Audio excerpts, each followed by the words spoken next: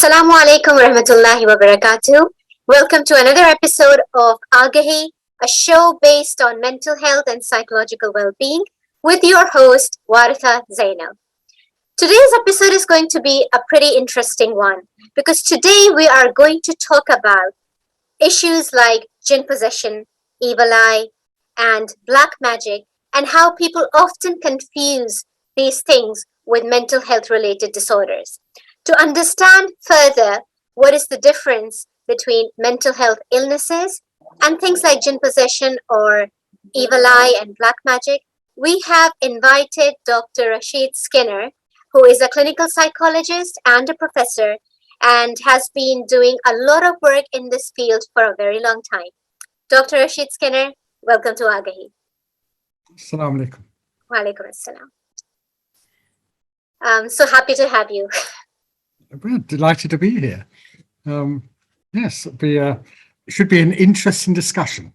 Yes, really looking forward to this. And I'm sure you are more aware than I am, of course, about the mindsets of the people in our community and how often people resort to things when they see a family member or a loved one showing certain symptoms like losing contact with reality, hearing things, seeing things, confusing hallucinations or delusions with things like jinn possession. So please, we would like to hear your thoughts. Well, first of all, we run in the UK Exam, which is a psychological therapy service which is based on Islamic psychology. And the vast majority of our clients that come to us for treatment don't necessarily attribute their symptoms to the occult. And by occult, I mean jinn interference, jinn possession, evil eye, black magic. There may be concerns about it. So one thing is that we need to address those concerns because the thought that your symptoms might be due to a jinn or something like that is itself a psychological fact. So it's something in your head, the thought about it. And we use a reliable Raki. So if somebody's got that suspicion, we don't just say it's ridiculous, because actually as Muslims, we know these things exist. Yes. So they can't be just discounted. The issue is this necessarily so in that person's case? And even if it is it a factor in the mental illness or the mental distress they're going through? Right. So you have to start by being able to discuss these things sensibly within an Islamic tradition. I'm a psychologist, so I'm not an expert in things like jinn and so on. Though we might discuss later how I might make a diagnosis between something that is related to things like jinn and things that are not. But we work with a reliable Raki. This is somebody we trust that's only going to use sound Quranic forms of ruqya. Yeah. And he will give us a view on whether there is something there of that nature or whether it's not. Mm. Even if it is, it doesn't necessarily mean that this is the major factor in that person's problem.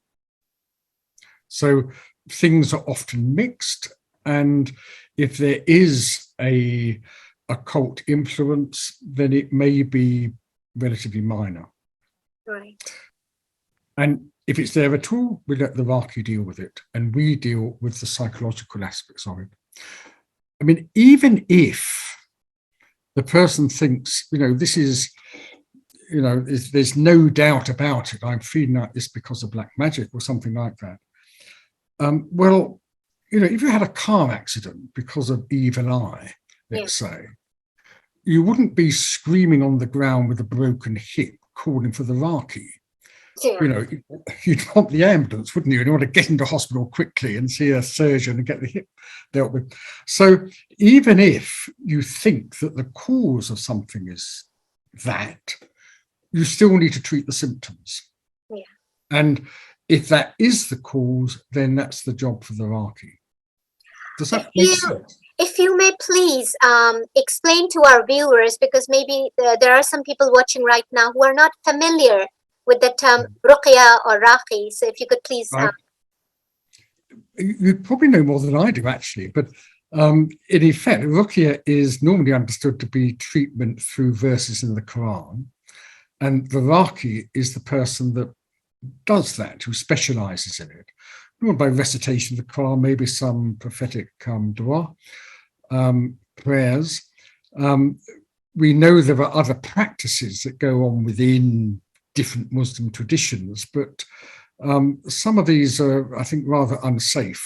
So we stick to our Raqi does with prophetic dua, and particularly Quranic verses, and some in particular, and based on the hadith.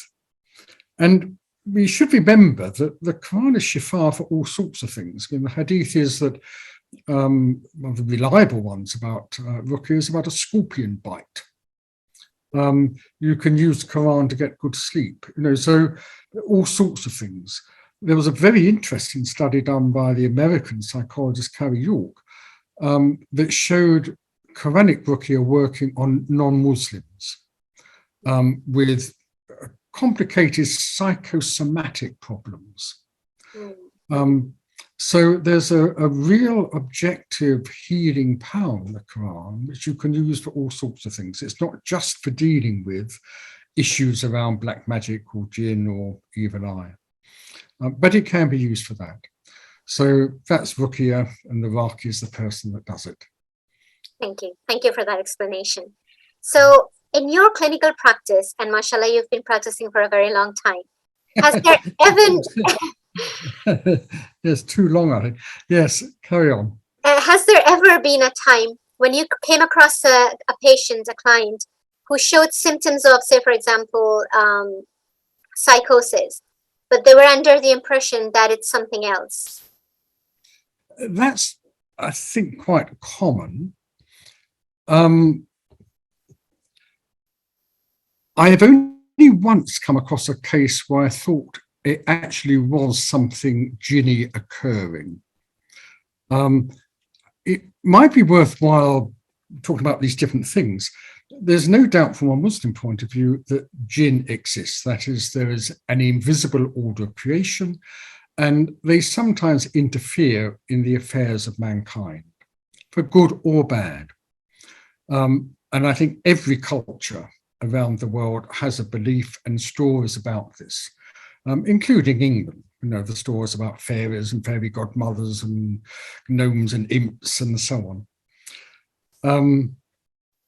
So that's fairly clear. And there's no doubt they exist. If you ask an audience of non-Muslims, people don't think much about these things, and say, who's had an experience of things going bump in the night, something eerie happening, something you can't explain, the sense of something invisible, most people will say yes.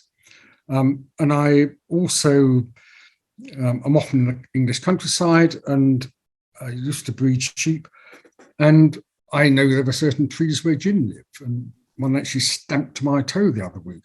So, this exists, and it's a different world to ours. We treat it with respect. The issue is, can jinn actually possess somebody? We know that it is possible to cause a disturbance in people's lives. Can they possess? And Muslims haven't had a consensus about this. So we know Ibn Taymiyyah, for instance, wrote a whole book on jinn possession. But there were people like Rasjid, for instance, the most famous of the Arab physicians, who said possession wasn't possible. I don't recollect Aagahi ever mentioning it. So jinn exist without doubt. They interfere in our lives, and sometimes I think can affect mental state.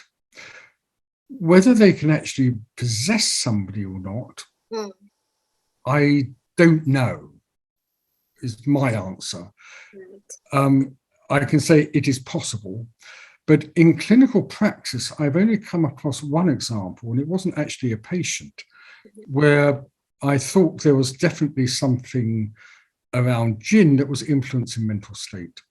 And one reason I would use in the diagnosing this is whether there are objective signs.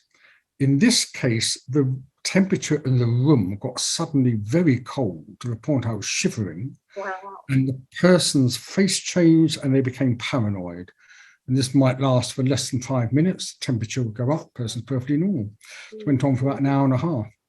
So now whether that's possession or I don't know, but there's some influence there. And we thought afterwards it was probably to do with black magic.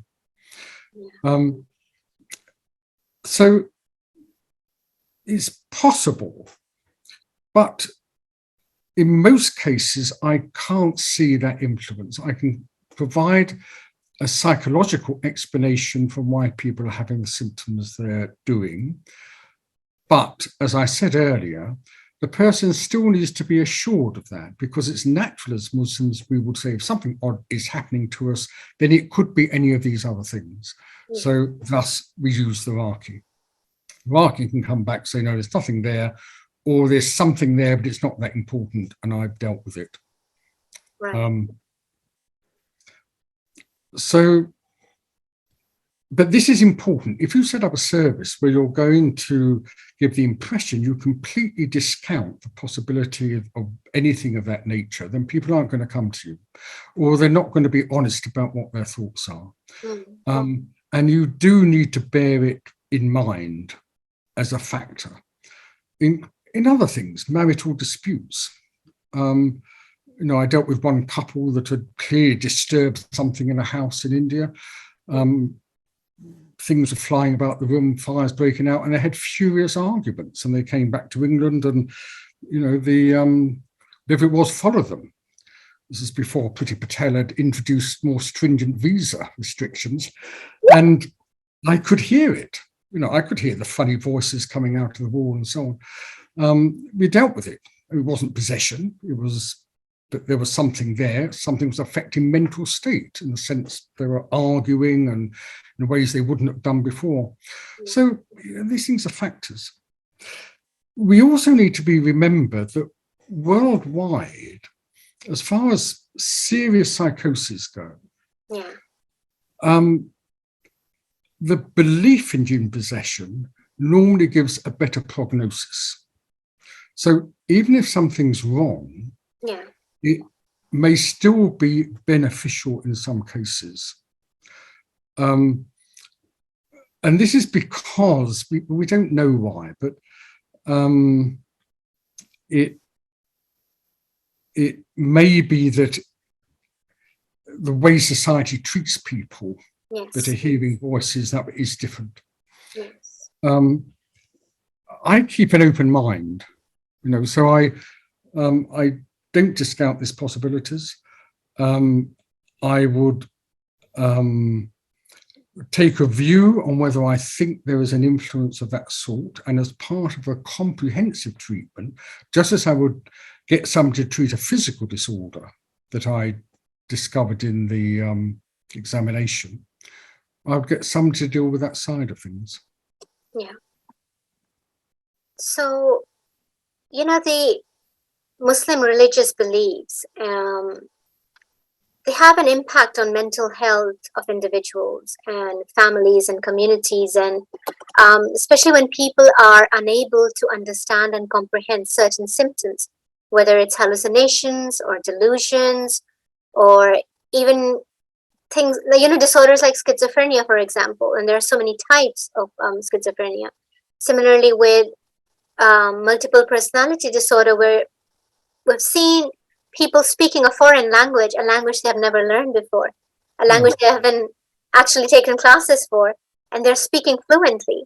So these things are, and for an average person, it's difficult to comprehend and understand why this is happening, what's causing it, what is the root factor. So they may jump into conclusions, they may blame certain things or paranormal activities, instead of going to a mental health professional as the first point of contact for these symptoms? Well, steady on. The evidence is if you go to the mental health professional and a psychiatrist, the first point of contact, your prognosis is going to be worse. And if you go to the local spiritualist, there's an interesting German anthropologist, Dr. Wax, was doing research in India in Hindu shrines for dealing with mental illness, which the Indian Psychiatric Association was trying to close down.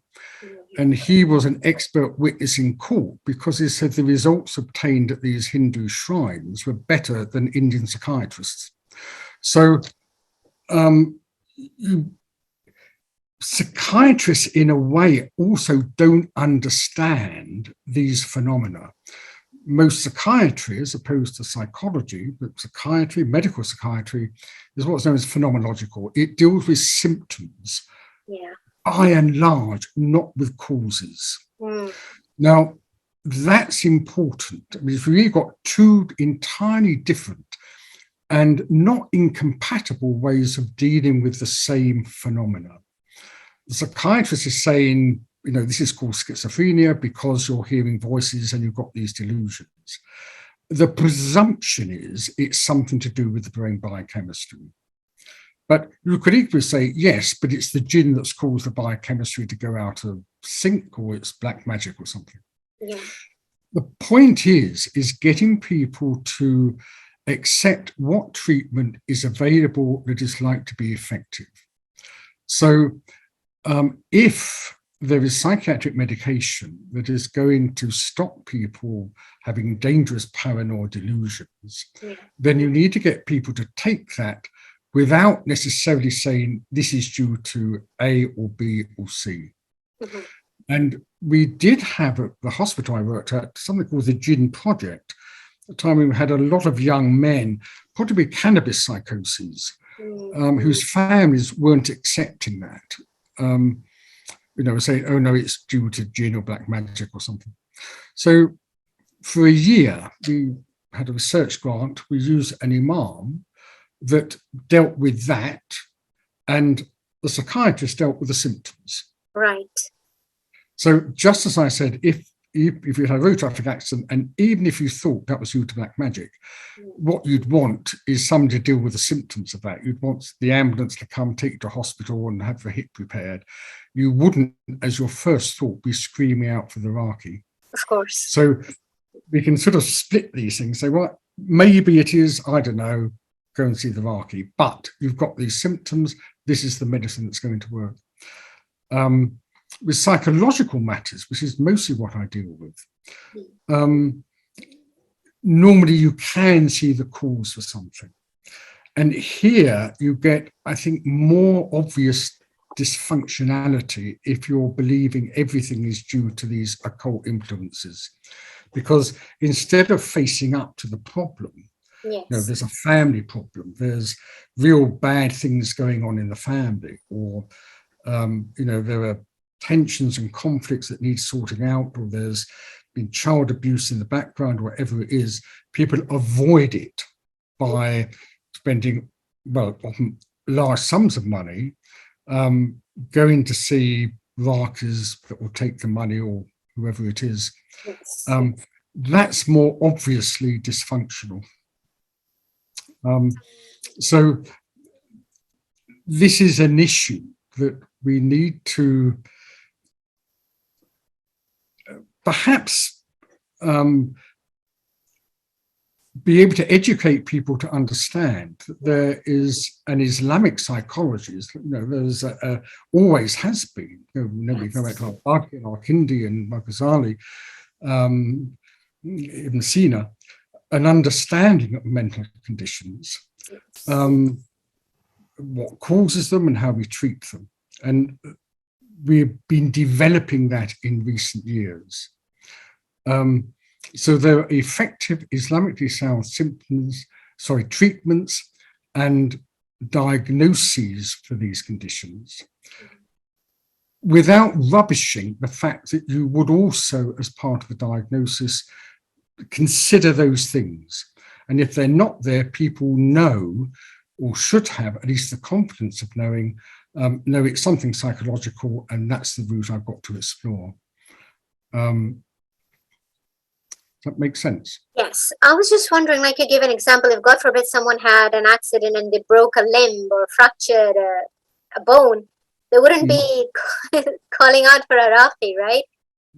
Surely there is a way to diagnose the injury that has been caused by the accident, for example, an X-ray or a CT scan to figure out what actually is the problem so that it can be resolved accordingly.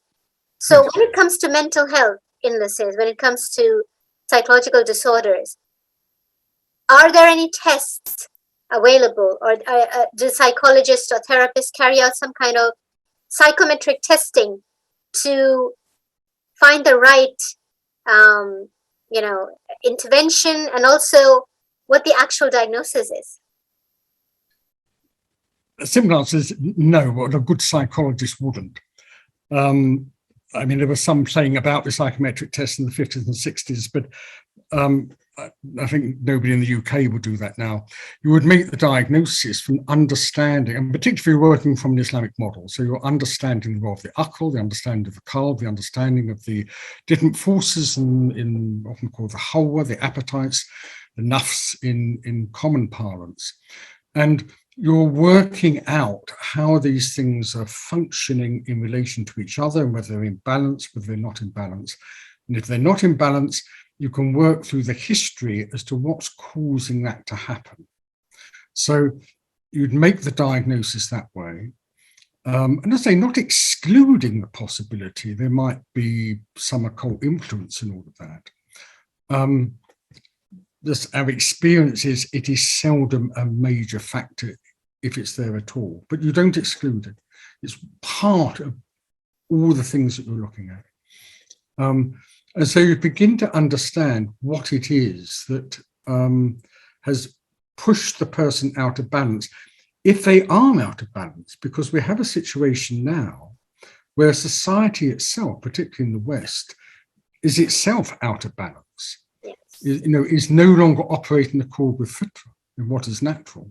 So somebody may actually be in accord with their fitra, but having problems because the society around them isn't in accord with that fitra. And this can apply to Muslim families. People can be overtly very Muslim, but actually in the way they run their family lives, they're not doing it in a very Islamic way. You've got to bear that in mind for diagnosis. In a sense, the person hasn't got the problem, the society around them has, the family has. But explaining that helps the person deal with it. So it's not a matter of giving a test or anything like an X-ray. It's more complex, more subtle, more meaningful.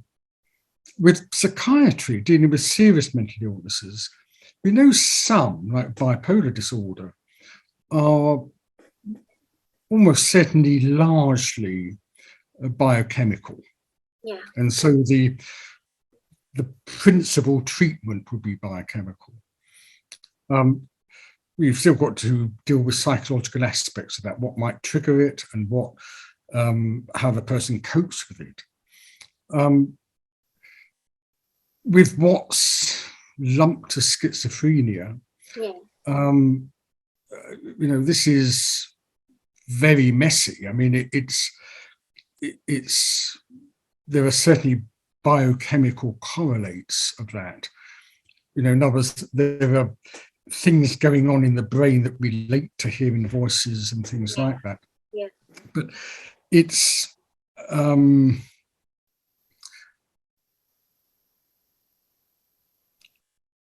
it's a complicated area. I mean, one interesting thing is that schizophrenia doesn't seem to be observed anywhere in the world until the mid-18th century. Now, the Greeks and the early Arabs are diagnosed bipolar disorder, deep depression, obsessive compulsive disorder, anxiety, panic, but nobody seems to describe what would now be regarded as schizophrenia. And there's different theories as to why that is. But it may be that things that are actually not necessarily a problem have become a problem because of changes in society, for instance. Right. So this is a complicated area. And I mean, there are, I've heard of this emerging field of parapsychology, and yes, how you have people who carry out research in paranormal activities that science may be able to justify to some extent by using certain tools to monitor. For example, the example that you gave just now about this client, where the temperature of the room suddenly dropped and it became really cold, and they have yeah. these tools that can actually measure the temperature of the surrounding and why it suddenly dropped, and even the human body, where it suddenly become really cold, where there's some suddenly really warm without any apparent reason in the environment. And they can actually sense movements, vibrations, sounds that an average human being is unable to detect, but they have tools and machines to do that for them. So I think we are coming across many researchers now in the field of parapsychology, which is totally different from obviously what you have been practicing all your life. But but I accept it. I would say as Muslims, we don't need those machines. We know Jinn exist. They're up in the trees. They're going about their business. Sometimes they interfere with their lives. Well, that's it. That's the Jinn world. We know that it exists. There's different areas of phenomena, like the true dream.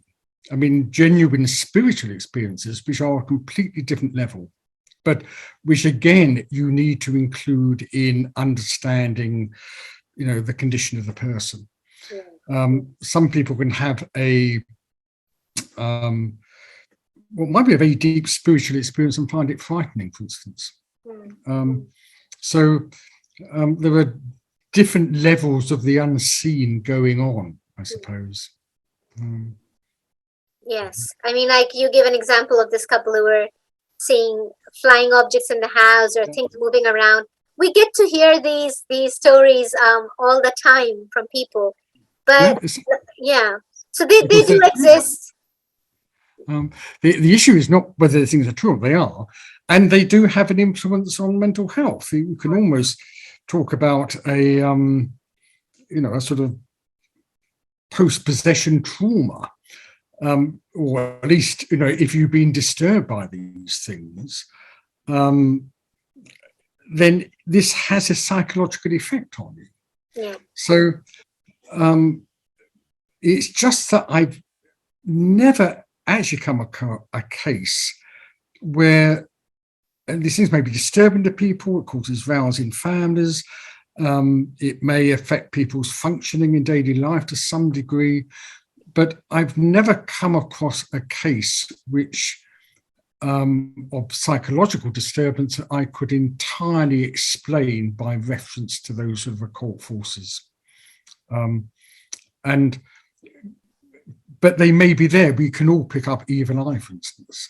So if there's something else going on in our life, which is a stress, that adds to the stress. Yes. And if you're treating somebody holistically, you deal with that as well as everything else. Of course. So this reminds me of something really interesting. At one point, it was in the news, on the television, the case of Emily Rose. I'm not sure if you're familiar with that. Is it multiple personality? And it was associated with demonic possession, and yes. they had to ask a priest to intervene because the strength of Emily became so intense that she could actually float in the air and raise herself and move around furniture, cause power failure in the house. So there were things happening around in the environment that everybody else was being affected by. So we do have some interesting cases in history that people, associated with possession. Yes, I'm inclined to take the view it can occasionally happen. One of the signs being also objective phenomena. So things like levitating, Yes. or things like things flying about the room, for instance, that are associated with it. But a lot of things that people typically assume to be possession, I don't necessarily think are. For instance, incredible strength. Well, actually, the body is capable of doing extraordinary things. I was once being chased by a bull, and I've never run so fast in my life. And I jumped over a 7-foot hedge. Wow. Well, I could never do that normally, but the body's capable of it in certain circumstances. Speaking in strange voices doesn't interest me, and particularly if there's a cultural idea of what possession involves. Yes. So, for instance, I know in Pakistani culture, it's if women are possessed, they're expected to speak in a deep, male, eerie voice, often, saying obscenities in Urdu. Well, people can do that subconsciously. There was in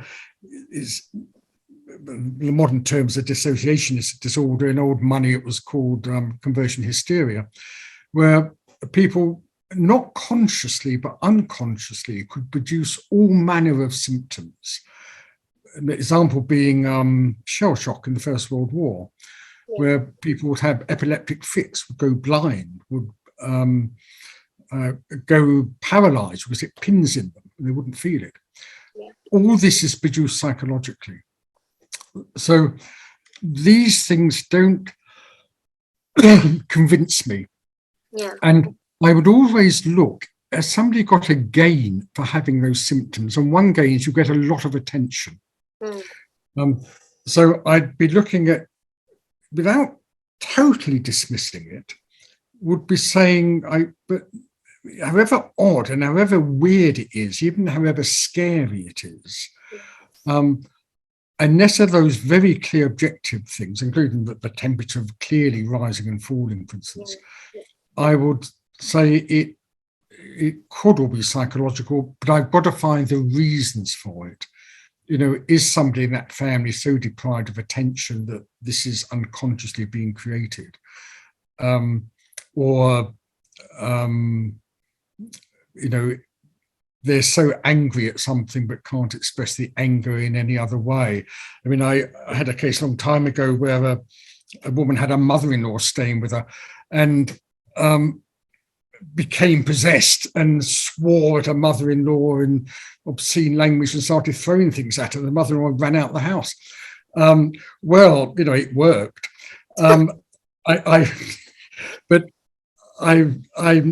I'm sure the woman was doing it completely unconsciously, but and once the mother had gone, the possession stopped. Wow, that's interesting.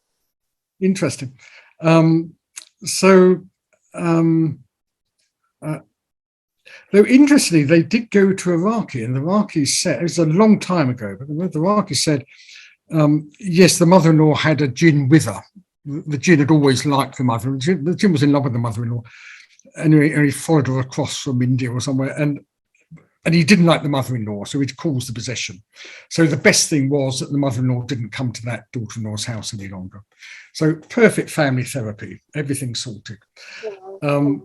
So the fact that you get very bizarre things happening, which everybody's going to say, that's possession, isn't necessarily, but it may serve a function. And if they're coming to the psychologist, so they could be, but you're also looking at, but they could also be psychologically produced, but there'd be a reason for it. So what's the reason? Can you find the reason? And if you can find the reason, you sort it out in another way. Now, in certain cultures, like in Pakistan, in India, Bangladesh, and many other parts of the world, apart from jinn possession, there's another belief which is commonly held amongst people, is that black magic can cause behavioral change. Black magic can change family life circumstances, deprive somebody of their good health, finances, or simply peace in life. Yeah. And these countries are full of scammers who charge thousands and thousands by these innocent people, from these innocent people who strongly and genuinely believe that the reason they are suffering in life, for whatever reasons, the blame goes to people who practice, black magic, for example. Yeah. So, what are your thoughts on that? Because I know that you do teach in Pakistan as well, and mashallah, you've been, teaching for a long time, and you've had that exposure. Any interesting cases or scenarios you would like to share? Well, certainly black magic exists. I don't think as a Muslim you would doubt it. Yeah. I think there are very, very few Muslims, some Mutazilites doubt it, but my experience anyway is that it exists. So it's a factor you bear in mind in making the diagnosis. The problem is when you've only got one explanation for things, and the situation you're describing is that. It's the only explanation is black magic. Therefore, I go to the person who says they can deal with it, who's almost certainly going to say it's the sister-in-law, and you end up with, major family problems coming from it. So you've got to bear it in mind as a diagnostic possibility. Even if it's there, you've got to take a view on, is this 100% of the problem or is only 5% of the problem? So we come down again to having, really, we should have our own sort of comprehensive, organic, Islamic psychological services that are going to take account, not just as most Western psychiatry and psychology does, just with surface symptoms and maybe the way people think and people's emotions, but also look at the spiritual side of people and also look at these other possibilities, as well as also things like diet and that sort of thing, which is all part of the diagnostic mix. So it's not saying these things are impossible, it's just saying it's unlikely as a major effect. And you've got to have a complete diagnosis that is going to include that along with everything else. And then also people have confidence. It's in their mind that this is a result of black magic. And they go to a Western trained person, whether they're Muslim or not, who's just working within that system. They probably weren't going to mention it, or if it is, it's going to be rubbish. And it's still going to stay at the back of the mind. Yes. I think it is that, whatever they're saying. So people have to have the confidence that you've made a complete diagnosis of everything. And there are ways of telling this. One way is you do use a reliable Raqi. You can recite certain texts and find out from the reaction, whether this is like to be the case or not. And the Raqi we uses a mixture of tests and random Arabic as well as Quranic text. So people that react to the random Arabic, probably aren't affected by anything. Yeah. So I think there is a dire need in our community to have organizations where people can seek professional help and advice if they are going through a difficult period in their life or they're experiencing any kind of mental health difficulty. Where, say, for example, there are professionals like psychologists, therapists, counselors, as well as Islamic scholars, Raqis, who can sit together and take a holistic approach to provide the right... And Hakims. That's a good Hakims are very important. You've got to take account of the body aspects of things as well, and particularly diet. Yes. So you have to bring the Hakim in, or preferably a traditional Hakim. Somebody that practices traditional herbal medicine, but use whatever. Even if you use a conventional Western trained doctor, you need to bring that in as well. You can't exclude the physical aspect. You can get, apparently quite disturbed psychological states from the effects of purely physical illness or dietary deficiencies. Definitely. So, Definitely. And one of the unfortunate things are, like you gave an example earlier on, that sometimes, for example, psychiatrists, they would just look at the present symptoms and prescribe medications.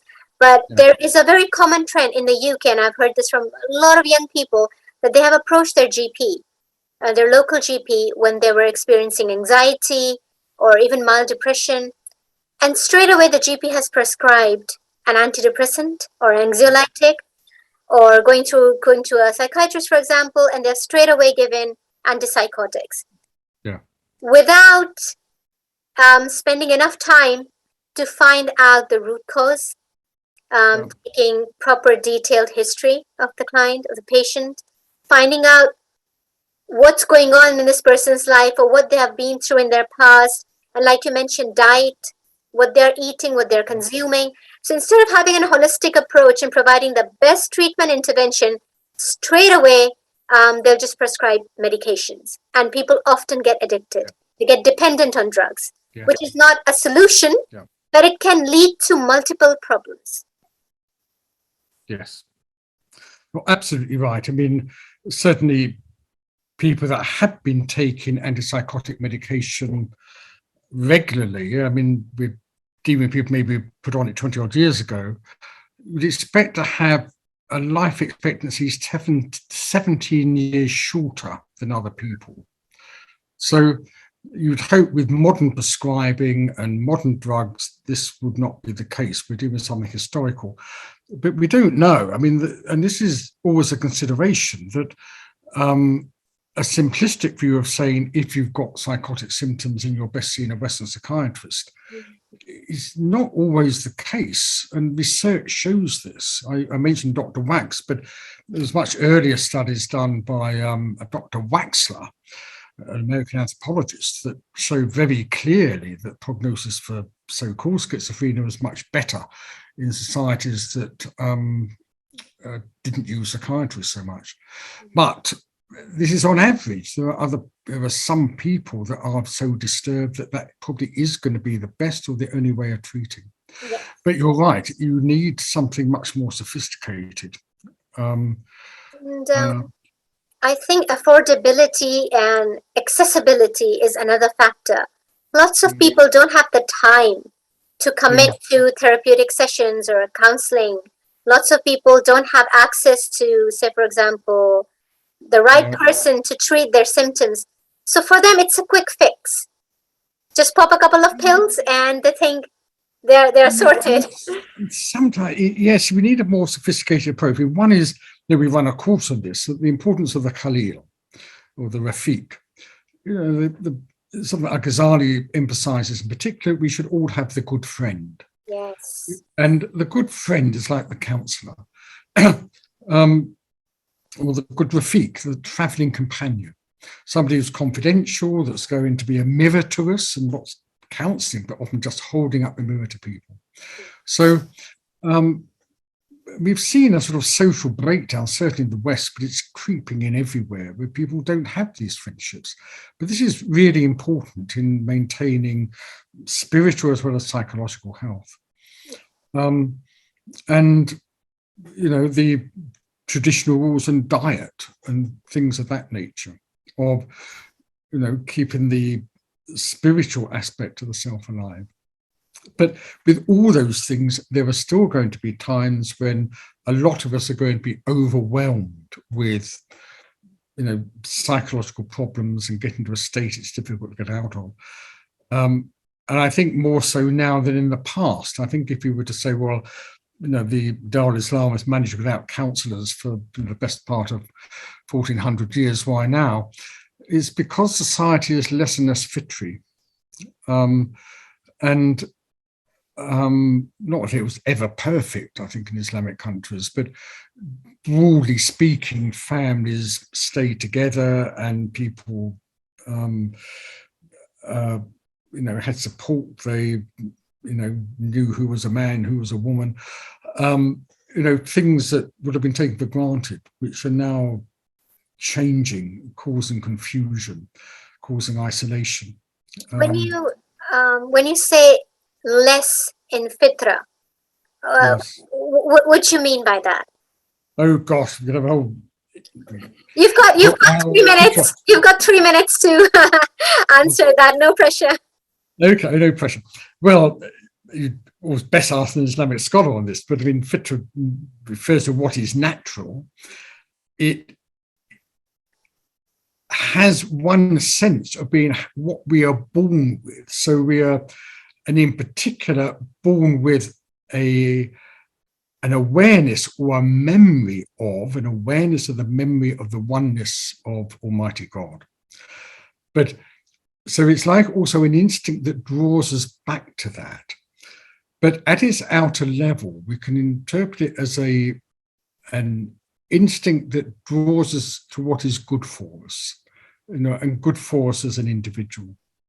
And society, or Muslim society, most societies should be based on fitra. They're based, the rules of how you conduct yourself and how you trade, the rules of commerce, what you eat, and all sorts of things are based on what is natural for people. Yeah. And if you're living in a fitri way, you're going to minimize psychological distress. You can't minimize everything. Deaths occurs and wars happen and the Mongols invasions happen. And there can be physical reasons, as we said, behind some psychiatric conditions, which have nothing much to do with the environment. But, people are likely to be able to live fairly, to not be overcome by psychological problems in a fitri society. People are expected to get married, and communities see that people get married, and so there's companionship and, these sort of things. So when that breaks down, you get more psychological problems. And I've seen that in my lifetime, because I've probably been in clinical practice for over 40 years now.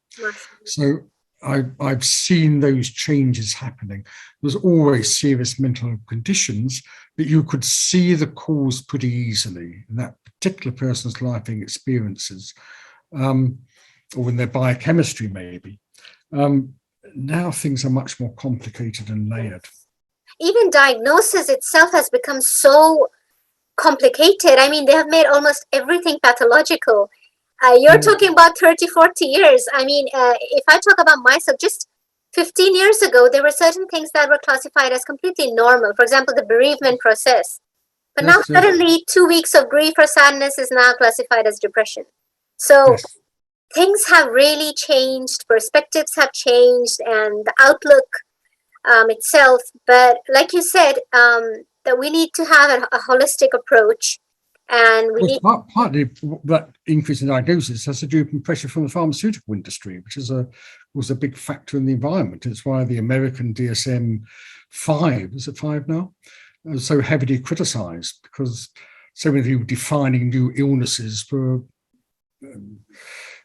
closely connected with the pharmaceutical industry. So of course, the more diseases you create, the better. And I think it was said there was a surplus of gynecologists in Japan a few years ago, and they came up with the diagnosis of menopause disorder. So something which is absolutely natural gets defined as a disorder, then people think of it as a disorder, so you go to the gynecologist and pay the money to sort it out.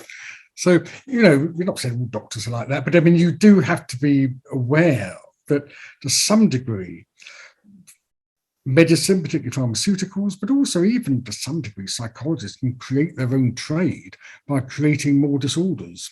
Yeah, pathologizing almost everything. Yes. A nice example of this, actually, given that is provided by something called SAD, seasonal affective disorder. Yes. The condition that you, in winter, certainly in latitudes of the UK, people get depressed because there's a lack of natural sunlight. And this was discovered, I think, by a Norwegian psychologist doing research up in the Arctic Circle in Norway. And in the winter, these people had symptoms of depression. They slept a lot, had no energy, not much interest in things, probably related to sunlight.